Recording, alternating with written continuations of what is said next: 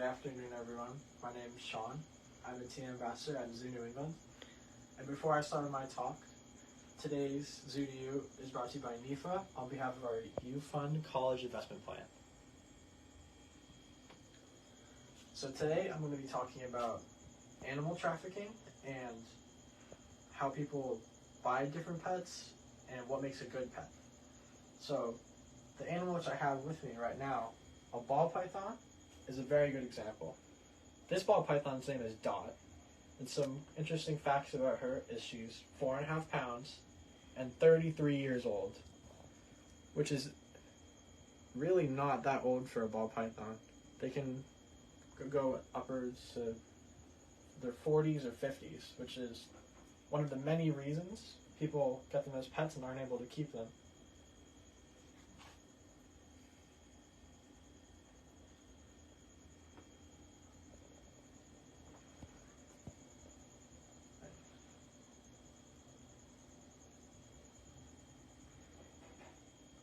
It's a good way for people to pick out a pet. A good way for people to pick out a pet? Yeah, So a good way for people to pick out a pet is first making sure you have enough room. Having enough room is really one of the most important things when you're considering buying a pet, especially reptiles. Another big thing, to get back to my point about animal trafficking, is finding a reliable source for your animals. So you're going to want to make sure that you're buying animals from a reliable source, people who are breeding them the right way, and making sure they're not taking any animals from the wild, because that's dangerous for the animal and it's also dangerous for you, because we don't want the animals or any people to get hurt. Some important things to consider if you're thinking about buying a snake or any other reptiles is their diet, different temperatures, restrictions, and humidity. A lot of reptiles need temperatures over 80 or 90 degrees every single day. You need to pay for different bulbs, like UV light. So there's just a lot of things to consider.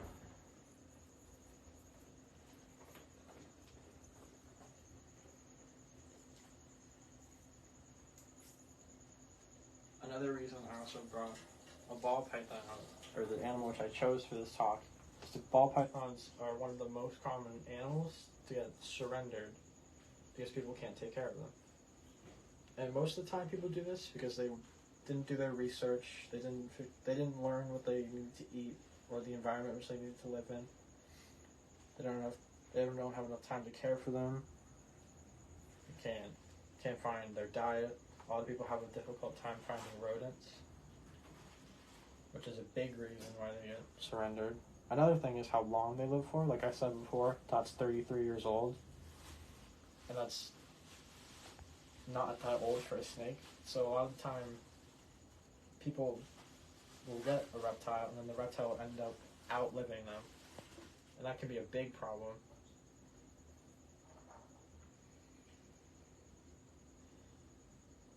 she's so pretty. But even if you take all these things into consideration, these can be really amazing pets.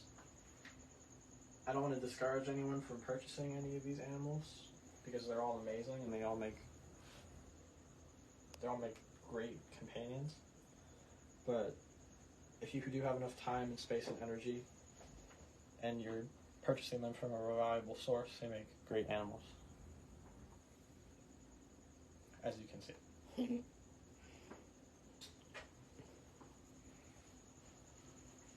you want to ask if anyone has questions? Yep. Are there any questions? We don't have any yet.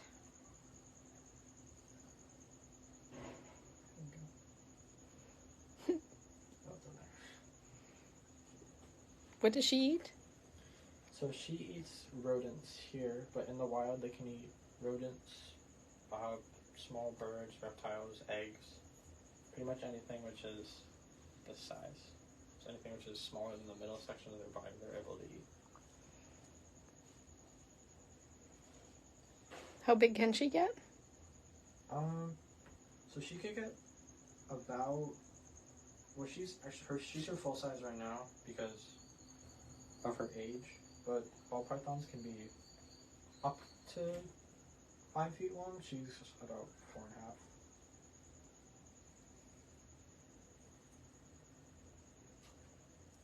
But the way they hunt their prey, since they're not venomous, is they're constrictors. So they'll grab and suffocate their prey. So that's the way they'll consume them. As you can see, she's very strong. She's using all the muscles in her body to hold onto my hands. I'm not really doing anything. She's kind of doing all the work for me.